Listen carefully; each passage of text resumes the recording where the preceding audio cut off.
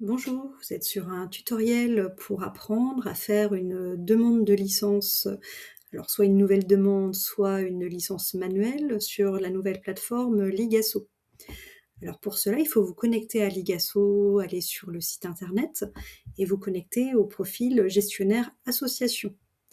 Une fois que vous êtes dessus, vous avez la page d'accueil et il faut aller dans le petit onglet adhésion, gérer les adhésions. Là, vous avez le bouton Nouvelle adhésion qui va vous permettre d'enregistrer de nouvelles personnes. On clique dessus. Donc vous voyez, vous allez avoir plusieurs étapes pour faire la demande d'adhésion. Cette adhésion, c'est soit pour les personnes qui viennent d'arriver dans l'association et que vous ne connaissez pas. Donc vous allez pouvoir créer du coup une fiche sur la base de données pour que la personne soit enregistrée. Cette fiche, soit elle ne sera pas du tout sur Ligasso, soit vous allez vous rendre compte que la personne existe déjà sur la plateforme et vous allez pouvoir récupérer les données préenregistrées. Donc dans la première étape d'adhésion, vous avez donc choix de l'association. Moi j'ai pris le comité départemental. Et vous avez une première petite phrase à cocher sur l'accord pour la gestion des données des adhérents-adhérentes. Cet accord, il est noté dans la demande de licence UFOLEP. Donc normalement, les personnes ont accepté d'accorder les données à Ligasso. Donc ça, c'est un principe d'RGPD. C'est pour ça que c'est très important de faire signer la demande de licence aux personnes. Comme ça, les personnes ne peuvent pas après dire qu'elles n'ont pas donné leur accord. Donc, vous allez cliquer sur le petit bouton. Là, vous avez le petit bouton UFOLEP qui est déjà prêt, enregistré. Vous voyez, si je l'enlève, hop, vous avez la partie UFOLEP qui disparaît. Je le remets, ça met l'UFOLEP. Donc pareil, pour les associations type amicale laïque, où vous avez plusieurs adhésions possibles, culturelles et sportives, il ne faudra pas hésiter à enclencher plusieurs boutons si la personne est à la fois adhérente culturelle et adhérente sportive. On fait après étape suivante. Alors je vous conseille de cliquer vraiment sur le bouton du bas, de ne pas forcément faire par les points du haut. Avec le bouton du bas, vous êtes assuré du coup que ça soit bien enregistré. Alors moi là, je vais vous présenter une demande de licence vraiment classique, multisport, loisirs, la plupart des licences qu'on a à l'UFOLEP 44. Je ferai un autre tuto pour les demandes spécifiques. Alors, donc là, on est sur la partie coordonnées des personnes. Du coup, il va falloir mettre la civilité, le nom de la personne. Alors, pour le nom, prénom, je vous conseille de continuer à bien les mettre en majuscules, sans accent.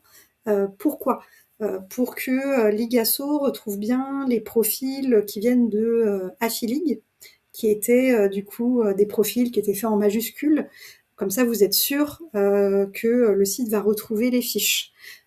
Il est possible maintenant avec Ligasso de mettre des accents, c'est un petit peu moins strict, mais là, étant donné qu'on est encore en transition, je vous conseille de continuer plutôt à utiliser les majuscules. Là, on va mettre une date de naissance fictive.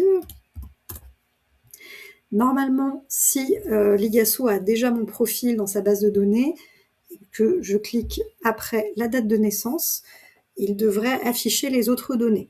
Donc là, vous voyez, il n'y a pas d'autres données, il n'y a pas d'adresse, il n'y a pas de mail, ça veut dire qu'on est sur une création de nouvelles fiches. Donc là, je vais mettre mon adresse mail. Si je mets mon adresse mail, ça veut dire qu'il y a un petit mail qui va être envoyé directement à la personne pour la création de la demande d'adhésion et aussi pour la validation de l'adhésion auprès de la fédération. Donc vous verrez là à la fin de la procédure, je vais vous montrer quels textes reçoivent les adhérents.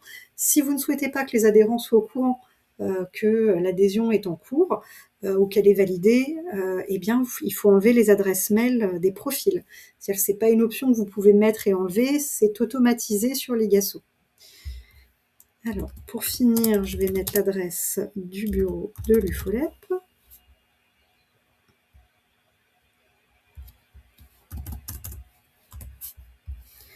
Il y a aussi la possibilité de mettre une photo qui sera après sur la demande de licence numérique et papier. Là, il faut mettre un fichier en JPEG.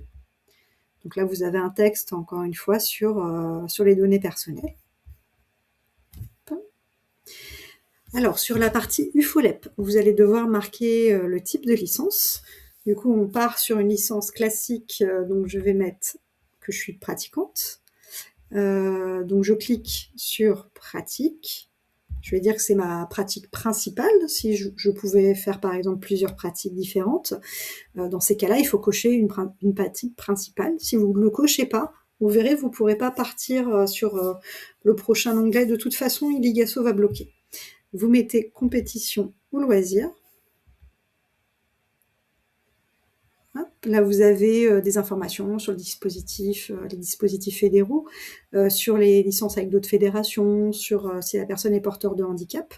Donc, n'hésitez pas à renseigner les choses. On a la partie assurance. Donc, c'est là où vous allez pouvoir mettre si il s'agit de l'assurance de base. Donc, l'assurance de base, c'est compris dans chacune des licences, ou si la personne a coché l'option 1 ou l'option 2. Ça va déclencher une facturation après de 15 € pour l'option 1, 30 € pour l'option 2, voilà, pour la saison 2025-2026. Et donc, voilà, c'est automatisé sur le fait que ça soit facturé directement par la fédération. L'activation de la licence, ça c'est une partie qui n'est pas encore stabilisée sur Ligasso. Je vous conseille donc de mettre la fédération validera pour le licencié. On reviendra sur cette particularité-là et cette fonctionnalité surtout, je pense plutôt, j'espère, au mois de juillet ou en septembre, pour vous donner la possibilité de faire des demandes de licence numérique. Pour l'instant, c'est pas encore optimisé.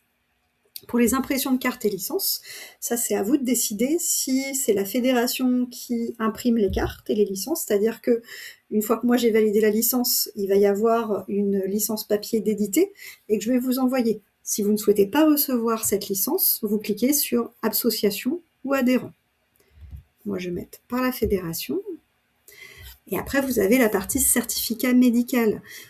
Pour rappel, le certificat médical n'est plus obligatoire de façon automatique pour pratiquer du sport à l'UFOLEP. Du coup, soit vous utilisez le questionnaire de santé et la personne du coup coche oui à une des questions et dans ces cas-là, ça déclenche un certificat médical qu'elle doit vous fournir chaque saison, tous les ans. Soit la personne remplit son questionnaire de santé et dans ces cas-là, elle dit non à toutes les questions et du coup, elle n'a pas besoin de certificat médical.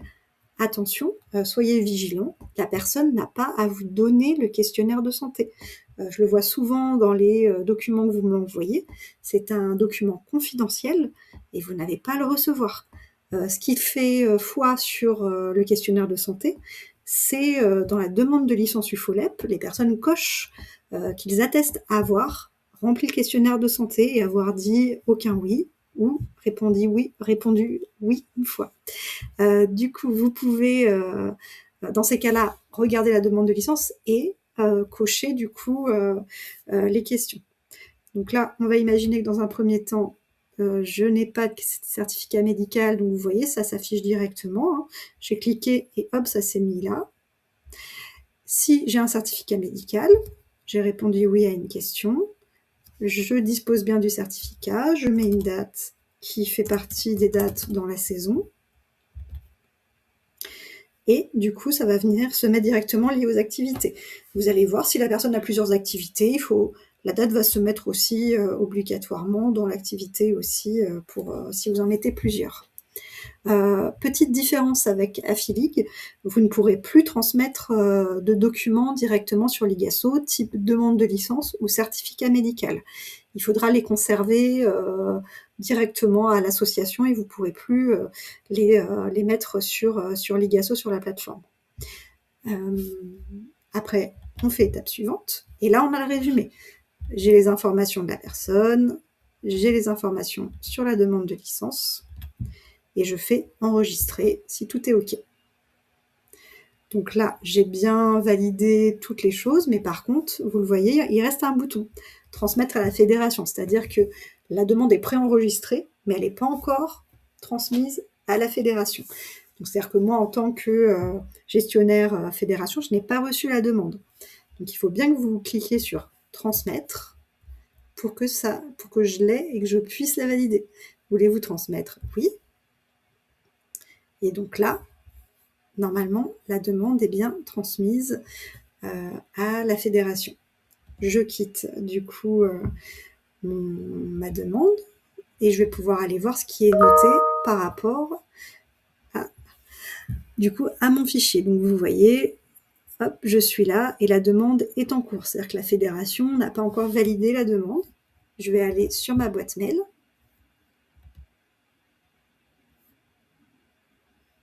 Et là, il y a bien dit que l'adhésion est en cours de validation par la fédération. Si vous aviez fait la demande d'activation numérique, j'imagine que la personne devra cliquer sur un lien, mais ça, comme je vous l'ai dit tout à l'heure, c'est pas encore stabilisé. Donc voilà, donc la prochaine étape après, c'est que la fédération valide et que vous puissiez du coup avoir la demande de licence validée. Il y a d'autres tutoriels, un tutoriel par rapport aux adhésions des renouvellements, et vous avez aussi un tutoriel sur les imports de licences par un fichier.